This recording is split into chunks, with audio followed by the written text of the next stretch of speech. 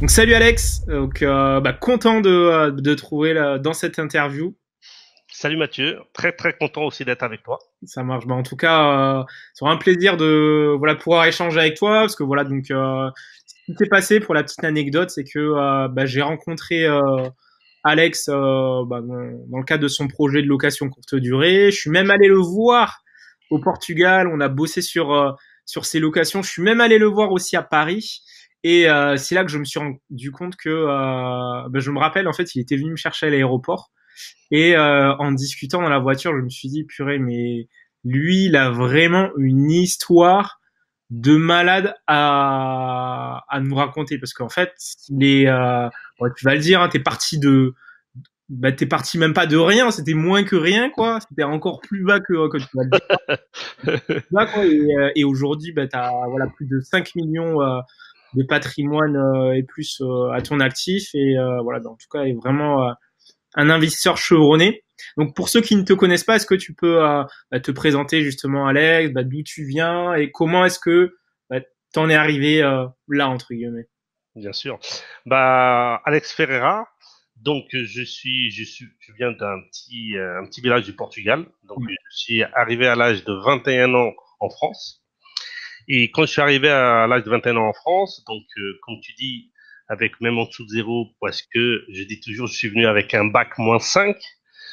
Je dis parce que j'ai quitté l'école à l'âge de 13 ans. Donc pour avoir un bac, c'est à l'âge de 18 ans. Comme j'ai quitté l'école par choix à l'âge de 13 ans. Donc, c'est pour ça que je dis, j'ai démarré avec un bac -5. Je suis arrivé dans ce beau pays qu'est la France, comme dit, un bac -5, en ne parlant pas la langue et en connaissant pas grand monde. Donc, je me suis dit, et j'avais vraiment une grosse envie de réussir. Je me suis dit, mais par contre, j'ai pas le meilleur CV pour y aller. Donc, je me suis dit, il va falloir que je trouve vraiment des astuces et des stratégies pour pouvoir y arriver. Et c'est ça que j'ai mis en place. Donc voilà, donc je suis de base carrossier peintre et du coup j'ai commencé à travailler, mais dès mes premiers mois que j'ai commencé à travailler, je me suis dit il va falloir que je mette des choses alternatives en place.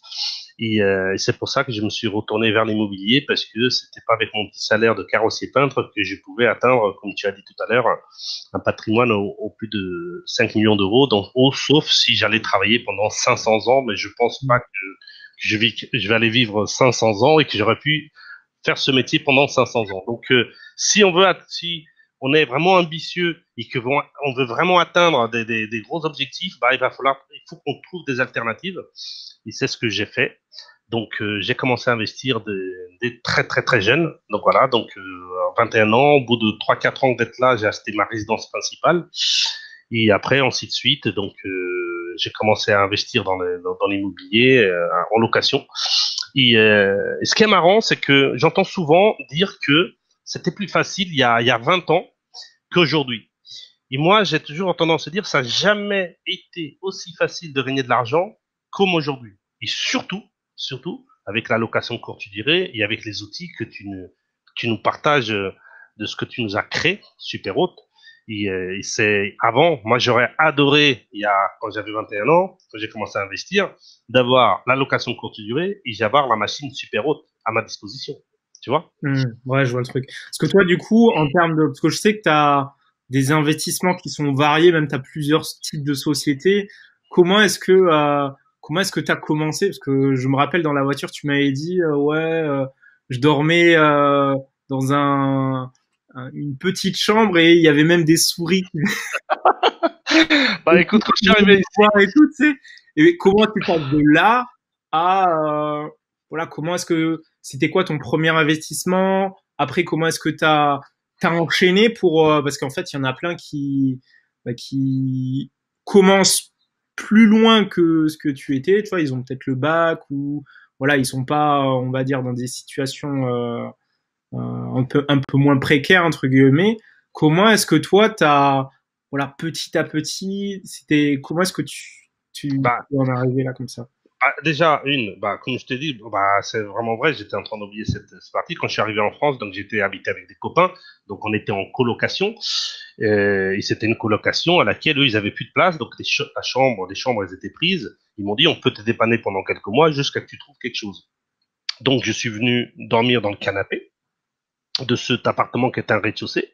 Et dans la cuisine, il y avait un petit trou, il y avait une petite souris, un rat qui venait pendant la nuit, aller gratter au paquet d'eau qui était juste à côté de ma tête. Et mes collègues, mais qui habitaient avec moi, un jour, ils m'ont dit, ben, un de ces quatre, tu vas te réveiller avec la moitié d'une oreille bouffée parce qu'il y a le rat qui vient. Et ça m'a toujours marqué quand ils m'ont dit ça. J'ai dit, quand je dormais la nuit, j'ai dit, bah, il va falloir que je trouve une solution parce que je peux pas dormir où il y a un rat qui passe à 20 centimètres de ma tête, quoi. Donc, bah, ce que j'ai fait, bah, déjà, première chose que j'ai fait, bah, comme tu dis, bah, bac moins 5, donc, quand tu commences à travailler, t'as pas de formation, j'avais même pas un CAP de carrosserie, rien, j'avais appris sur le tas. Donc, je me suis dit, la première chose que j'ai fait, et c'est ce que je conseille à tout le monde, j'ai fait des heures supplémentaires. Moi, tous les jours, je faisais 1 heure et demie à 2 heures supplémentaires. Je travaillais jusqu'à 21 heures, du lundi au vendredi, et je travaillais le samedi toute la journée. Ça, c'est la première action que j'ai fait, que j'ai mis en pratique. La deuxième action, c'est dit, voilà, il faut que je mette tant % de salaire par mois de côté. Ça, c'est la deuxième chose que j'ai mis. Ça, j'ai fait pendant les 2, 3 premières années. Quand j'ai fait ça et que j'ai réussi à avoir un petit apport, j'ai acheté une petite maison pour la résidence principale pour arrêter de payer le loyer. Voilà. Aujourd'hui, bah, on conseille plutôt faire des investissements locatifs avant d'investir dans la résidence principale. Mais bon, ça, c'est maintenant. À l'époque, j'avais pas ces connaissances-là. Donc, ça n'a pas été trop mal parce que j'ai acheté une petite maison. Comme j'avais un peu d'apport et que je suis portugais et que nous, les Portugais, le bâtiment, c'est une grande histoire d'amour, comme tu le sais. Donc, j'ai réuni toute la famille, j'ai retapé cette maison et on va dire qu'en 5, 6 ans, je l'ai payée. Tu vois ce que je veux dire? Donc, je me suis débarrassé de ce crédit-là. Et quand je me suis débarrassé de ce crédit-là, j'ai dit maintenant, c'est bon, j'ai la voie pour investir dans l'investissement locatif. Et mon premier investissement locatif, c'était un ancien salon de coiffure des années 60-70, à laquelle, à l'époque, sans formation, j'ai déjà eu le truc de l'acheter, de le transformer de local commercial en local d'habitation, et en plus de le déviser. Donc, j'avais déjà mixé, acheter un bien en local commercial qui est beaucoup moins cher, le prix du mètre carré, en habitation, en faisant une demande à la mairie, et après, en divisant en 2 studios. Donc, j'avais acheté, c'est à peu près 40 mètres carrés, j'ai fait 2 studios. Donc, en gros, pour que tu aies une idée, j'ai acheté le bien 53 000, euh, c'était francs à l'époque. Donc, non, en euros, ça faisait 53 000 euros. Avec les travaux, c'est devenu à 75 000 euros, à peu près. Les travaux, j'ai divisé en 2 studios, ça faisait 2 studios à 37 500 euros. Donc, du coup, petit crédit. Et j'ai loué chaque studio 500 euros. Donc là, il n'y avait pas la location clôturée, j'avais déjà un cash flow. Et c'est ça qui m'a permis, voilà, et c'est là quand j'ai investi. J'ai mis un petit peu d'apport, pas grand chose parce que j'avais mis tout dans la maison. Quand j'ai investi et que j'ai commencé à voir que ça payait le crédit en plus, que ça rapportait de l'argent tous les mois, j'ai dit, bah voilà, ça y est, j'ai trouvé ma stratégie pour gagner de l'argent et pour me créer un patrimoine. Et à partir de là, j'ai enchaîné jusqu'à acheter d'autres appartements, carrément des immeubles. Et après, bah, au-delà de ça, comme tu disais que j'ai d'autres entreprises, comme j'étais carrossier peintre, plus tard, quand j'ai commencé à avoir de la confiance dans le business de l'immobilier, tout ça, bah, je me suis mis à mon compte. J'ai ouvert un garage à laquelle, bah, aujourd'hui, il existe encore, à laquelle j'ai plusieurs employés. Et même maintenant, j'ai ouvert plusieurs garages, plusieurs business à niveau de l'automobile que je ne gère plus au quotidien parce que j'ai des associés. Et moi, maintenant, je me consacre à l'immobilier et à transmettre ma passion. Ok, ok, ok. Et toi, justement, quand tu as avancé comme ça, parce qu'il y en a plein qui vont se dire, ouais, mais comment est-ce que tu es arrivé jusqu'à 5 millions, tu vois, parce qu'au bout d'un moment, la banque, elle doit, ben, il y en a beaucoup qui se disent, bah, au bout d'un moment, elles vont te stopper parce que, voilà, il y a trop d'investissements, t'as un trop gros endettement. Comment est-ce que tu es allé, on va dire, au-delà, en fait? Est-ce que tu as suivi une démarche particulière ou, Oui, et ce que j'ai fait aussi, c'est pour pas me bloquer de temps en temps, au fur et à mesure que j'investissais. Quand la banque a commencé à bloquer, ce que je faisais, c'est que je vendais mes investissements, les premiers, qui avaient, qui dégageaient une plus-value. Et avec cette plus-value-là, je le réinvestissais tout de suite sur d'autres investissements. Donc, c'est-à-dire que je retirais un crédit et je rajoutais 1 ou 2 crédits supplémentaires, tu vois, et jusqu'à en payer quelques-uns, voilà. Et après, bah, je les mettais en caution, ceux-là qui étaient payés déjà en avance, pour les mettre en caution pour d'autres. Et c'est comme ça. Et après, bah, le fait aussi que je me suis mis à mon compte, bah, mes salaires d'employés, ils ont augmenté fois 2, fois 3. Donc tout ça mixé entre mes salaires qui augmentent, plus les investissements qui font de la plus-value, et que cette plus-value, c'est pour la réinjecter dans d'autres investissements et une autre partie pour payer certains qui ne plus avoir de crédit. Donc, en gros, imagine, j'achète un bien qui me dégage 100 000 euros de plus-value, je vais mettre 10 ou 15 000 dans un apport pour un autre investissement, et les 80-85 000, je l'utilise pour payer des crédits que j'ai en cours. Tu vois ce que je veux dire? Donc, du coup, qu'est-ce qui se passe? C'est que j'ai vendu un bien qui m'a dégagé une plus-value. J'ai réinvesti un autre, donc j'en ai vendu un, j'en ai acheté un autre, et j'ai payé un qui était en cours. Donc, du coup, j'ai fait un crédit, j'en ai liquidé deux.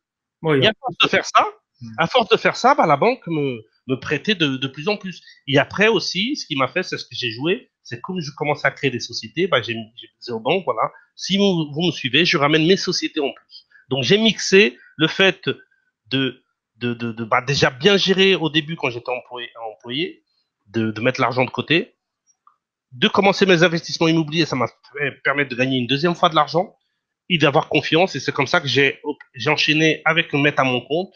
Bah, du coup, à un moment donné, bah, je gagnais bien ma vie du côté d'être à mon compte. Je gagnais bien ma vie en tant qu'investissement immobilier. Et j'ai toujours aussi important, c'est que j'ai gardé toujours mon même train de vie que quand j'étais arrivé en France. Je me suis pas mis à dépenser de l'argent dans des grosses voitures, voilà, j'ai gardé le même train de vie. Et même aujourd'hui que j'ai les moyens, j'ai un train de vie assez simple. Voilà, je me suis jamais habitué au grand train de vie parce que je me sens bien comme ça. C'est pas une question d'être radin ou pas radin, c'est voilà, je suis habitué comme ça et voilà, et c'est ça qui a fait que donc si tu veux, pour résumer, pour quelqu'un qui aujourd'hui veut démarrer, première chose c'est augmenter ses revenus. Voilà, s'il est employé, trouver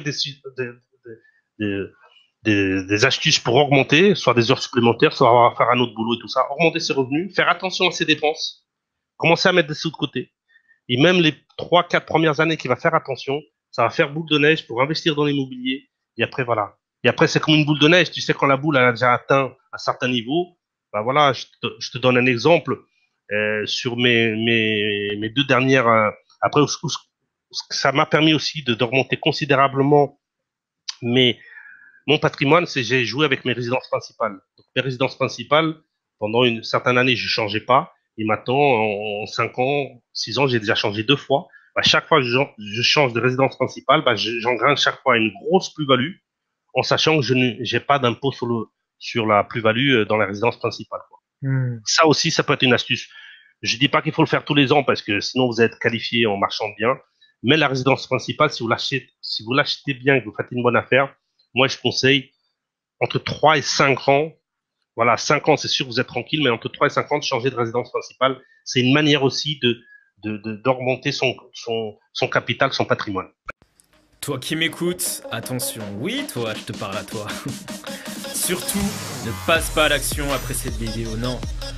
Ne change rien, reste dans l'ombre et continue de galérer avec ta location courte durée.